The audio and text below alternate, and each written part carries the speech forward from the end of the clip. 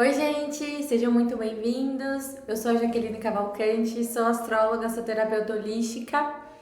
Convido vocês a se inscreverem aqui no canal, já deixem aí seu curtir, o seu joinha e comentem se vocês gostarem desse tipo de conteúdo. Aqui eu trago assuntos como autoconhecimento, espiritualidade e astrologia. No tema de hoje, eu quero falar um pouquinho sobre crise, né? O que é uma crise existencial, por que as crises acontecem e se tem alguma relação às crises que a gente vive na vida e o nosso lado espiritual. A palavra crise vem do latim crisis, que significa é um momento decisivo, é um momento de julgamento, é um momento de separação, é um momento difícil também e muito crítico. Então a crise, ela é um episódio desgastante. A gente vive um conflito que pode ser tanto de maneira interna quanto de maneira externa. Crises externas, né, são aquelas crises financeiras, crises entre países, a guerra por si só, né, crises ambientais também. Então, são crises que ocorrem numa maneira global, externa, num coletivo, num determinado local.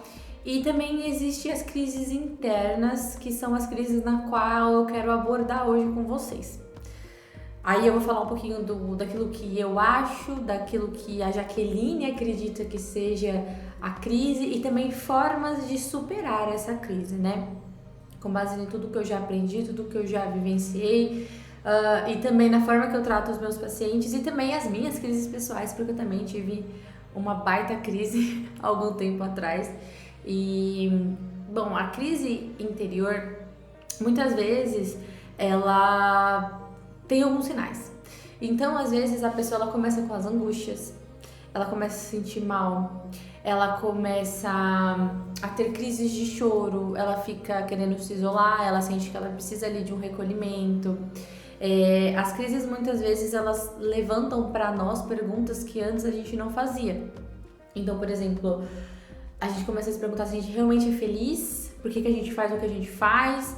Essas crises muitas vezes elas vêm de alguma situação externa ou não. Então assim, se vem de uma situação externa, às vezes é uma insatisfação que você sente no trabalho, alguma coisa referente a trabalho, uma perca ou excesso de trabalho tá te levando para uma crise interior. Às vezes um luto, uma perda, você perde um ente querido e você demora muito tempo para superar esse luto e isso te leva também a uma crise.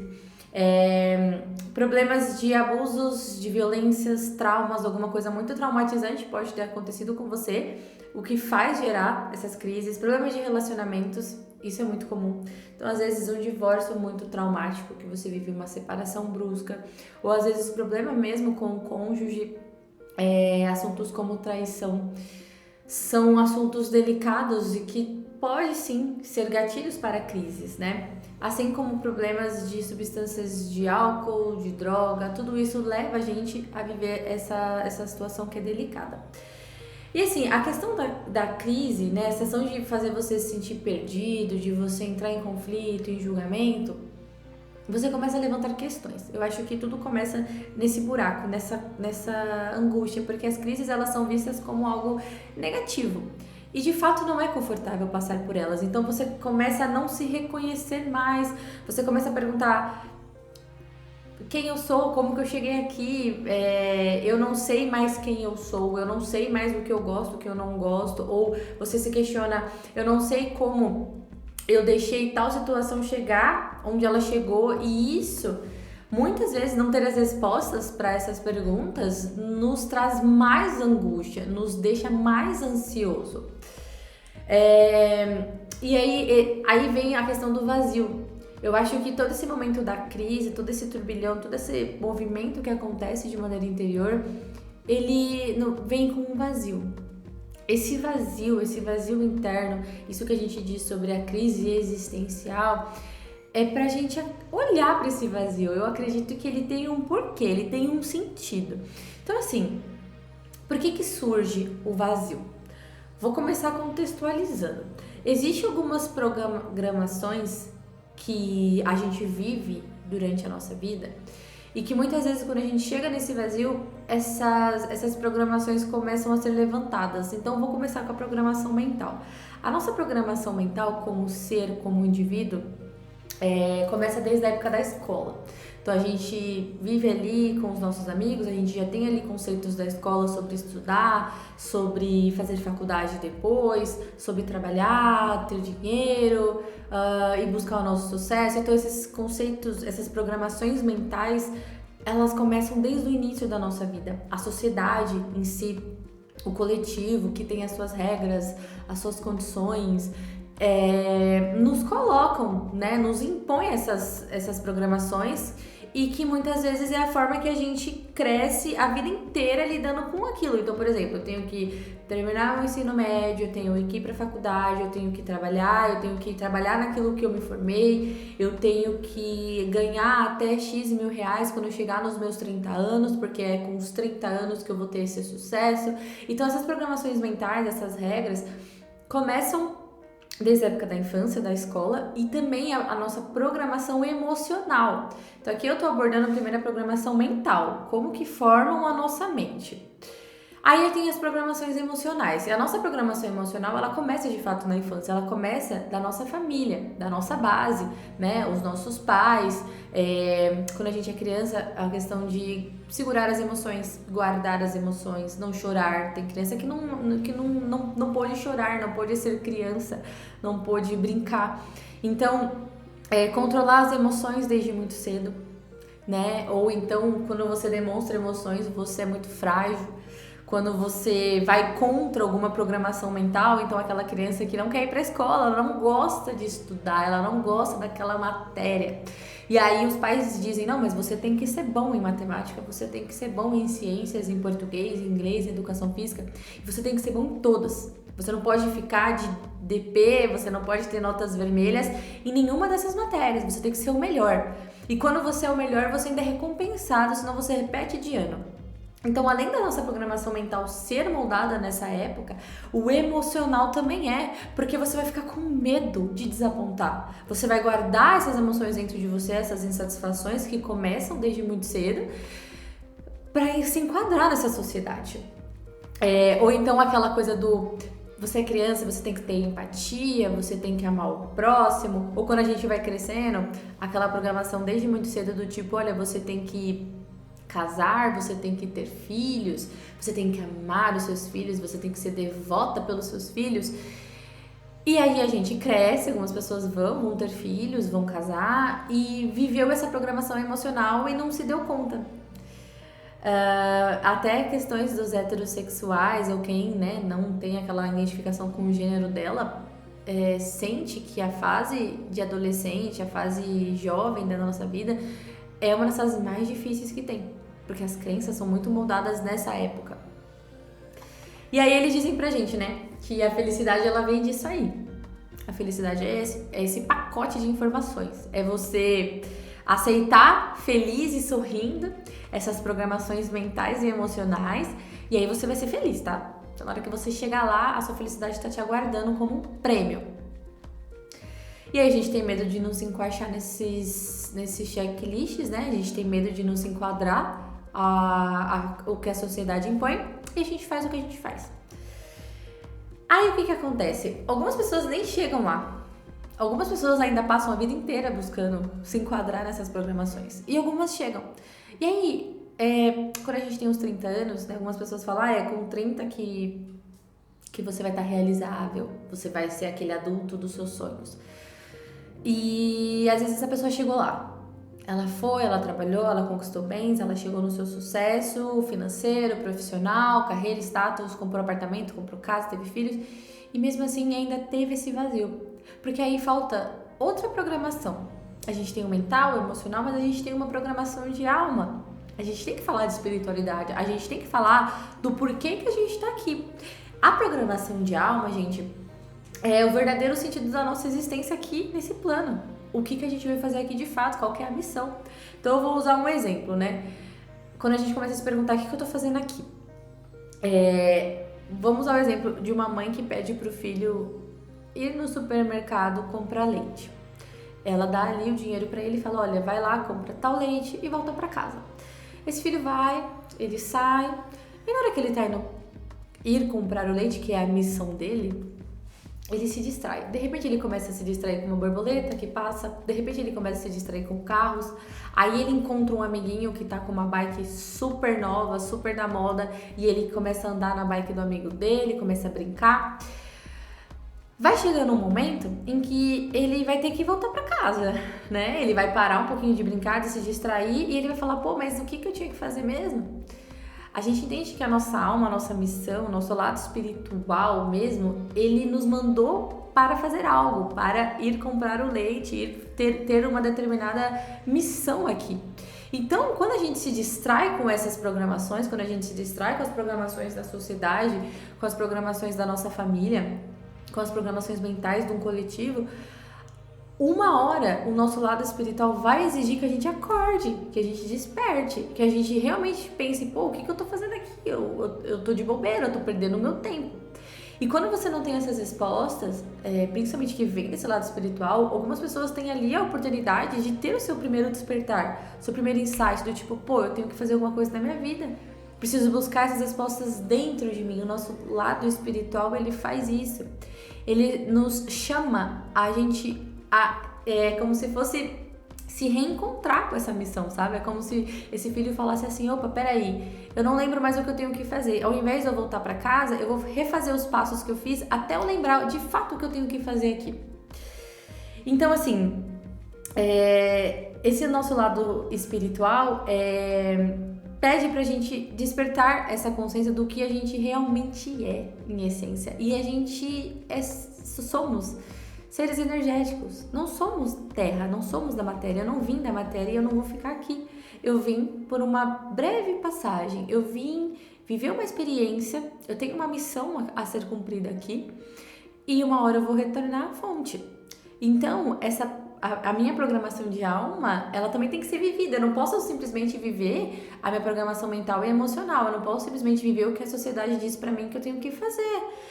Não posso simplesmente trabalhar naquilo que eu me formei e me aposentar e depois não fazer nada da minha vida, ou até ter ali uma vontade de fazer algo, mas eu me sinto incapaz, eu tenho muitas crenças, eu tenho muitos medos. Existe uma alma gritando por liberdade, existe um ser, uma consciência dentro de você que estava adormecida e que precisa despertar. E aí vem os vazios, né? Aí vem o vazio existencial, aí vem as crises, né? Pra gente se transformar. Então eu penso que o momento de crise, quando a gente sabe aproveitar, quando a gente identifica que a gente está passando por uma crise, é compreender que é como se fosse uma metamorfose da alma. É aquele momento que a gente está tendo a oportunidade de se transformar, de deixar morrer algumas situações, alguns pensamentos, algumas programações que você tinha até então e se redescobrir. Encontrar o seu caminho de volta para casa, sabe? Encontrar aquilo que você gosta, aquilo que você não gosta. Achar as respostas daquelas primeiras perguntas, né? Do quem eu sou mesmo, como eu cheguei até aqui. Ou então você querer mudar, de repente, o seu caminho, você querer mudar de vida, querer mudar de estilo, de roupas, de cabelo, de marido, de casa, de lar, de trabalho. Não importa. Mudanças, transformações. Entende? Então, assim, a gente tá vivendo, né, hoje... 2023, mas há muito tempo a gente já vem vivendo uma transição coletiva. A gente já vem vivendo transições coletivas que é simplesmente o ser individualmente se transformando, evoluindo, crescendo, buscando suas respostas. Então, em coletivo, muitas pessoas estão acordando para esse sono profundo e a gente vive a transição planetária. A transição planetária, ela é real, ou seja, a coletividade, nós como seres que viemos aqui para essa terra, acordando para de fato encontrar a nossa essência, encontrar de fato quem somos.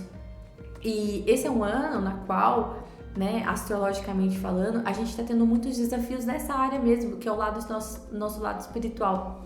A gente está vivendo um trânsito de Saturno em Peixes desde esse ano, né, desde março de 2023, ele fica até 2025. E Saturno, ele é um planeta muito castrador, ele é um planeta kármico, é conhecido como um maléfico. Por quê? Porque ele cobra, ele é o cobrador do zodíaco. E ele tem, em média, 27 a 30 anos do seu ciclo. Então, é quando a gente está nessas crises dos 30, né? Ou quando a gente está sentindo ali o nosso retorno de Saturno, você que nasceu aí entre 94, 95, 96, ou você que tem aí entre 57 anos e 60 anos, vocês estão vivendo o retorno de Saturno de vocês.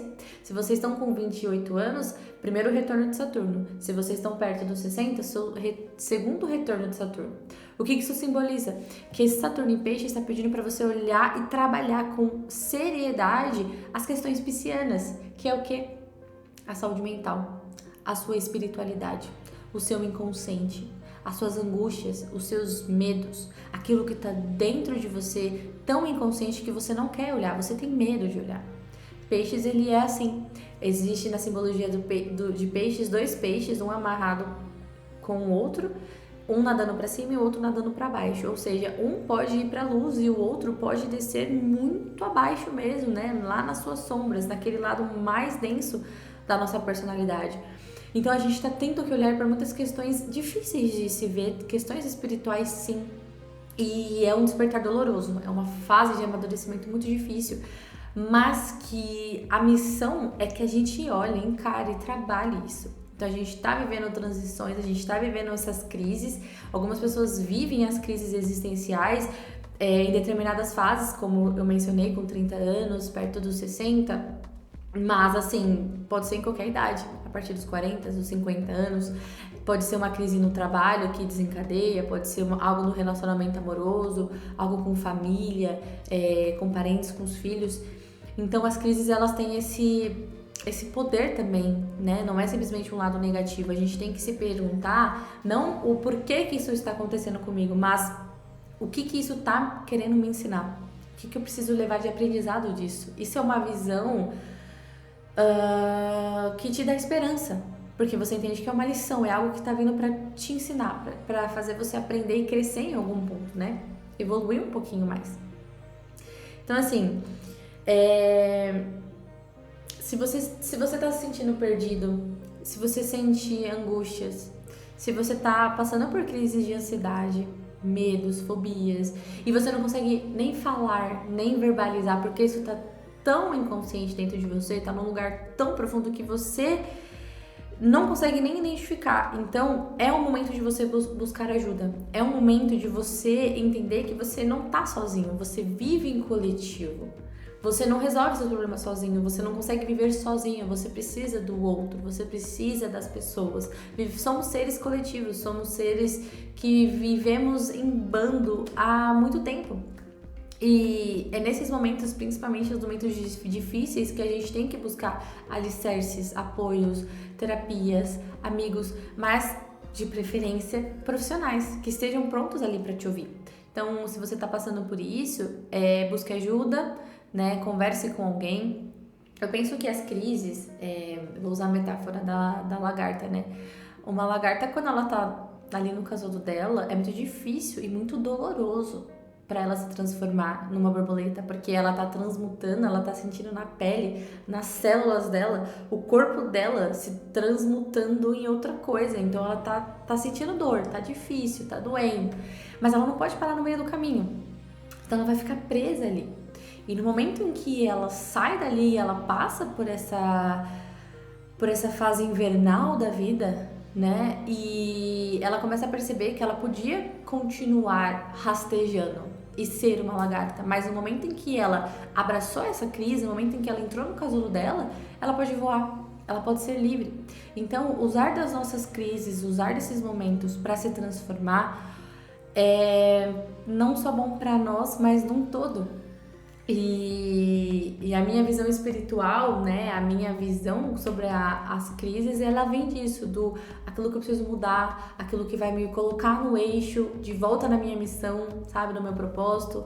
Se eu tava dormindo por muito tempo, ou me distraindo, sendo alguém, vestindo um personagem de mãe, vestindo um personagem de trabalhar em tal lugar numa empresa, vestindo uma personagem de ser um advogado, de ser um médico, mas eu não vim ser só isso, eu não vim ser esse rótulo, eu vim ser mais, eu vim amar, eu vim sentir, eu vim vivenciar tudo que eu posso vivenciar aqui na matéria. E a minha crise existencial começou, de fato, ali no final de 2019, 2020, né? Tivemos aí a famosa pandemia, mas foi quase ali em 2021, no final de 2020, eu já estava entendendo que eu precisava me transformar. Foi aí que eu abracei o meu processo, foi aí que eu encerrei ciclos, foi aí que eu, em vez de lutar contra mim mesma, eu mergulhei nisso. E transformei a minha vida, mudei de profissão, mudei de casa, mudei de relacionamento, expandi mais a minha consciência em si. E não conseguiria sozinha, por isso que eu falo, busquem ajuda, busquem terapeutas. Eu, através das terapias holísticas, através da astrologia, através de pessoas que estão dispostas a nos ajudar, pessoas que falam de transição, pessoas que falam de energia, que falam de ser mais espiritualizado, de, sabe, voltar para sua essência, de se encontrar. Foram essas pessoas que me ajudaram. E eu espero que esse vídeo tenha te ajudado. Se você está passando por alguma crise, se você já passou por alguma crise, né, fiquem à vontade aí também para vocês se escreverem nos comentários se vocês se identificaram. Comentem também se vocês têm sugestões para os próximos vídeos. Eu espero muito que esse vídeo tenha te ajudado. Convido vocês a se inscreverem também nas minhas outras redes sociais que estão aqui embaixo. Eu fico por aqui, um beijo e até a próxima semana.